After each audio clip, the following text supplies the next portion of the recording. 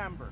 And whenever I like to annoy liberals, or actually most Americans, I always point out to them that nowhere in the Declaration of Independence or the Constitution does it say anything about America being a democracy.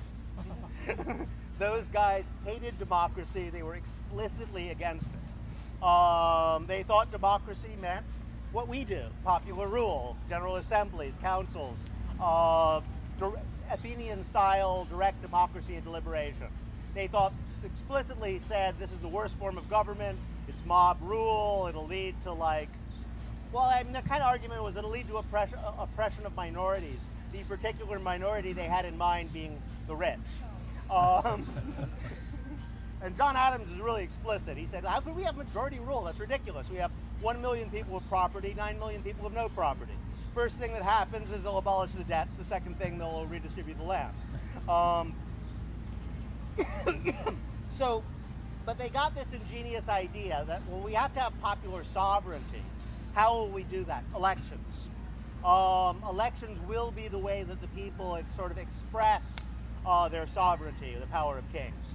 Now, and they took this old English habit of elections. But this is the interesting thing. There had been elections going on in England at least back to the 1100s. Many parliamentary people were elected. It never occurred to anybody in England or other countries where they practiced elections that elections had anything to do with democracy. In fact, if you look at history, democracy, at least in the Western tradition, well, I mean, elections have always been assumed to be the aristocratic mode of selecting leaders, because the aristocracy means the best, you know? A small group of elite people decide, like, allow their followers to decide which of them is the best of all. And it goes back to Homer. I mean, even like a lot of those guys, you know, sort of heroic aristocrats are often selected by their followers by acclaim or other means. Greek democracy is warrior democracy as well. And yet Greek elections were held, you know, in oligarchic states and not in democratic states, which ran by popular assemblies.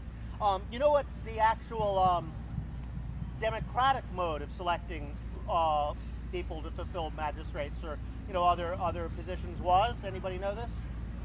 What's that? Dice, lottery. Yeah. Athens used this widely. Florence, other democratic states in the Middle Ages. You know, what they did was everybody, you know, you could take a test for basic literacy and competence, and then they just, if you want to do it, it's like jury duty, except it's voluntary. They put your name in the hat and select people. All right.